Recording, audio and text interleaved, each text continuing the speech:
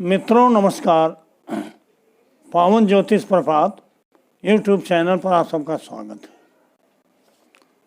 आज बड़ी जल्दी ही वीडियो दे रहा हूँ।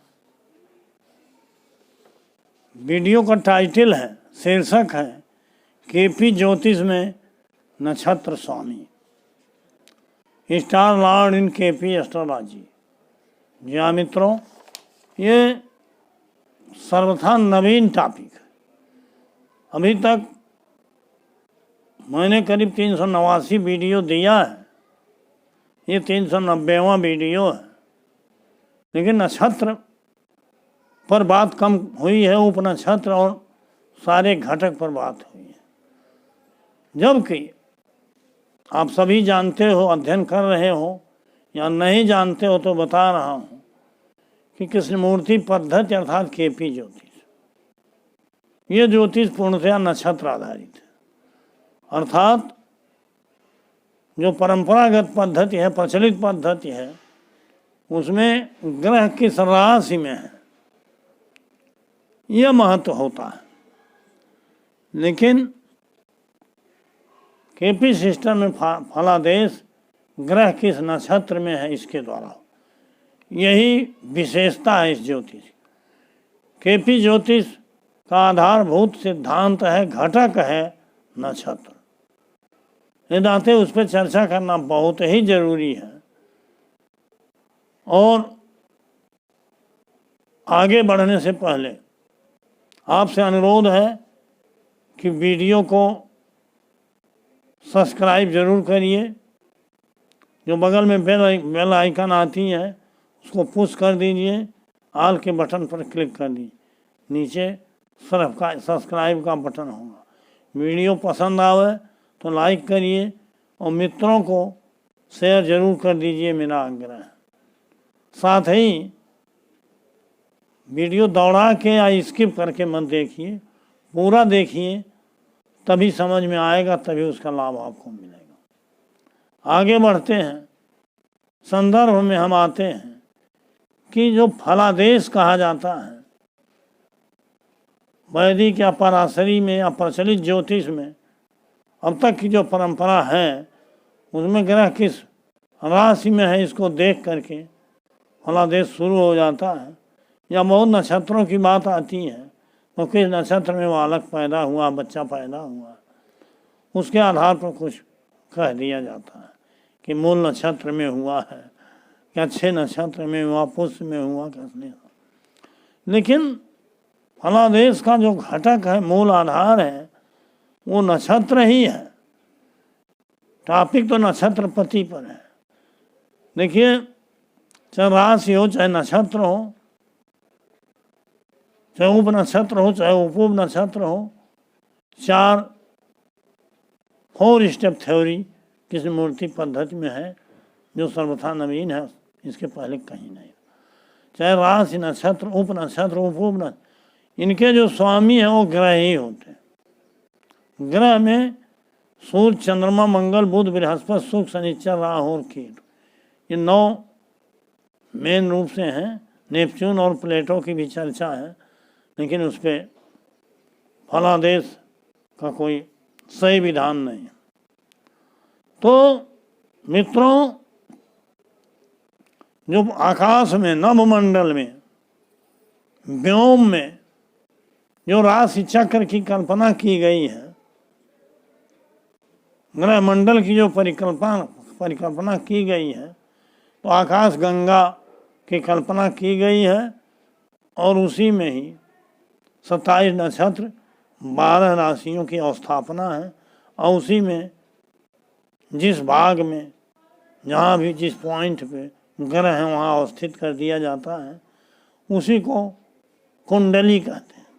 अर्थात ग्रहों, जन्म के समय ग्रह या आकाश में स्थित राशियों और ग्रहों का नक्शा ही कुंडली है। तो आते हैं हम कि राशियाँ 12 हैं, नक्षत्र 27 हैं, उप नक्षत्रों बहुत चर्चा हुई। अर्थात पूरे आकाश गंगा को 27 बराबर भागों में बांटा गया। और उन्हीं 27 नक्षत्रों को फिर 12 बराबर भागों में बांट के राज कर दिया। मेन पत्थर, मेन स्टोन जो है वो नक्षत्र ही है। नक्षत्र आप इस तरह से कह सकते हैं कि आकाश गंगा या राशि चक्र एकदम गोल है, अंडवृत्ताकार है, समझिए परिधि है उसका, गोल है। और किसी भी गोले का क्षेत्रफल 360 अंश होता है। उसी को मानक मान के 27 नक्षत्रों को बराबर बराबर बांटा गया। माइलस्टोन जिसको आप कहते हो, फरलांग जिसको आप कहते थे, मील और फरलांग, ऐसे किलोमीटर के बाद मीटर होता है, तो वही मीटर स्टोन है नक्षत्र, और राशियाँ माइलस्टोन। इस तरह से आप मान सकते। तो 12 राशियाँ हैं, मेष, वृष, मिथुन, कर्क, सिंह, कन्या, तुला, वृश्चिक, धनु, मकर, कुंभ, मीन, और 27 नक्षत्र हैं। नक्षत्र में अश्विनी, भरणी, कृतिका, रोहिणी, मृगशिरा, आर्द्रा, पुनर्वस, पुष्य, अश्लेषा, मघा, पूर्वा फाल्गुनी, उत्तरा फाल्गुनी, हस्त, चित्रा, स्वाति, विशाखा, अनुराधा, ज्येष्ठा, मूल, पूर्वाषाढ़ा, उत्तराषाढ़ा, श्रवण, धनिष्ठा, शतभिखा, पूर्वा भाद्रपद, उत्तरा भाद्रपद और रेवती, ये 27 नक्षत्र। तो इस तरह से 12 राशियों में मेष और वृश्चिक के स्वामी मंगल हैं, वृष और तुला के स्वामी शुक्र हैं, मिथुन और कन्या के स्वामी बुध हैं, कर्क के स्वामी चंद्रमा और सिंह के स्वामी सूर्य हैं। सूर्य और चंद्रमा केवल एक एक राशि मिली है।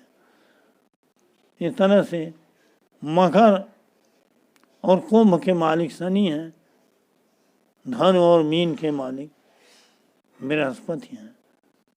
राहु केतु को कोई राशि नहीं मिली, लेकिन राहु केतु को नक्षत्रों में स्थान मिला है, इनका व्यापक प्रभाव होता है। नक्षत्रों में अश्विनी से लेकर रेवती तक जो 27 नक्षत्र हमने गिनाए हैं, इन नक्षत्रों के भी स्वामी होते हैं, यही ग्रह ही होते।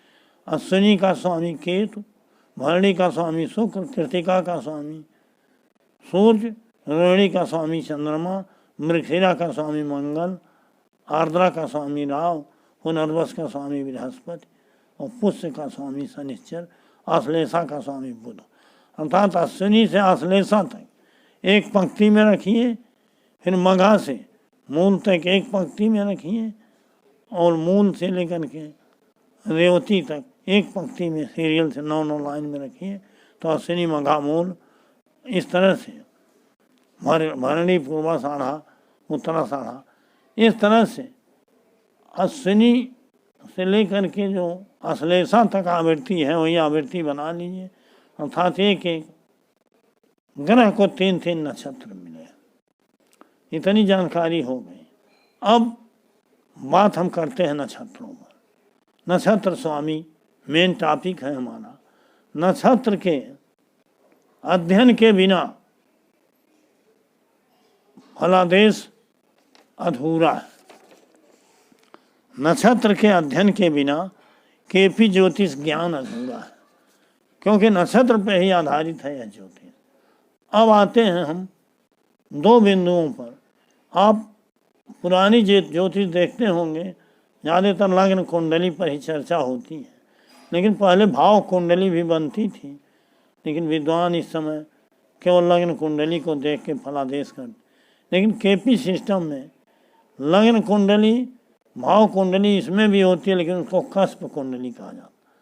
पहले भाव कुंडली बनती थी भाव मध्य पर, चाहे ग्रह हो और चाहे भाव, ग्रहों को भी ऐसे स्थित किया जाता। लेकिन ये भावारंभ है, कस्प माने होता है आरंभ, बिंदु या सिरा। तो इस तरह से इसमें उसमें ज़्यादा अंतर है, और भावों के आधार पर ही फलादेश होता है। जबकि प्रायः प्रचलित पद्धति में ग्रह किस राशि में है बस उसी का ज़्यादा महत्व है। भाव में भी अगर देखेंगे तो लग्न कुंडली से भाव देखेंगे, लेकिन देखना चाहिए कस्प कुंडली। ये केपी सिस्टम की विविधता है, विशेषता है। बहुत बातें इस पे होती हैं। आते हैं हम मेन नक्षत्र और नक्षत्र स्वामी पर। देखिए, ग्रह भाव कुंडली में कहाँ बैठा और भाव कुंडली में ग्रह की एक या दोनों राशियां कहाँ हैं, ये तो एक पॉइंट हो गया। लेकिन ग्रह किस नक्षत्र में है और नक्षत्र का स्वामी किस राशि में है, वो जिस भाव में है, नक्षत्र का स्वामी जिस भाव में है, राशि नहीं भाव, और उसकी दोनों राशियां भाव कुंडली में, कस्प कुंडली में जिन भावों में पड़ती हैं, यही होते हैं सिग्निफिकेटर। 1 से लेकर 12 तक भाव होते हैं, वही हमको रखना। अब राहु और केतु की कोई राशि नहीं होती, लेकिन जिस राशि में होते हैं वही राशि उनकी हो जाती है। और किसी ग्रह की 2 राशियां हैं तो दोनों राशियां पर अधिपत्य राहु केतु का हो, उस ग्रह का भी राहु केतु। इस तरह से नक्षत्र के माध्यम से फलादेश बड़ा ही सटीक होता है, महत्वपूर्ण होता है, क्योंकि नक्षत्र का फल सबल होता है। जैसे उदाहरण के लिए किसी को पूछना है कि क्या विवाह सुख है, तो अर्थात 2, 7, 11। अब नक्षत्र के माध्यम से नक्षत्रपति, नक्षत्र का स्वामी अगर कस्प कुंडली में 2, 7, 11 भावों को दर्शा रहा है, तो निश्चित विवाह होगा। यहाँ कस्प कुंडली चलती है, कस्प कुंडली की बात, कस्पन सबलाड की बात चलती है, लेकिन वो नक्षत्र के माध्यम, कस्पन सबलाड की नक्षत्र। फिलहाल 2, 7, 11 अगर नक्षत्रपति 2, 7, 11 बता रहा है तो विवाह होने का 100% ही होगा। अगर नक्षत्रपति 2, 5, 11 बता रहा है, संतान होने का योग है। अगर नक्षत्रपति 6, 10, 2, 11 बता रहा है तो नौकरी मिलने का योग है। 10, 6, 2, 11 बता रहा है तो पदोन्नति होगी। इस तरह से 12 भावों से जो घटनाएं होती हैं, अगर भूम भवन वाहन खरीदना है तो 4, 11, 12 होना है। अगर शिक्षा की बात करनी है तो 4, 9, 11। मतलब ग्रह स्वयं किस राशि में, किस भाव में उसकी राशियां हैं, ये उतना अच्छा फल नहीं देते जितना नक्षत्र का स्वामी फल देता है, वही फल सबल है। ये अलग विषय है कि फलादेश में पुनः हम उप नक्षत्र स्वामी को भी देखते हैं। तो इस तरह से मित्रों, विस्तार से अगर कहा जाए तो नक्षत्र आधारित ज्योतिष ही केपी सिस्टम है, और यही विशेषता है केपी सिस्टम की। ये तार्किक और वैज्ञानिक है, और इसके हर नियम जो हैं प्रभावित करते हैं, सटीक होते हैं, असली फल देते हैं।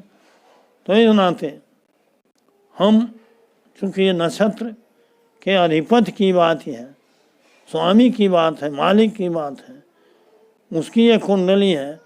नक्षत्रों का विस्तृत अध्ययन और ज्ञान करके नक्षत्र से ही उपनक्षत्र बने हैं।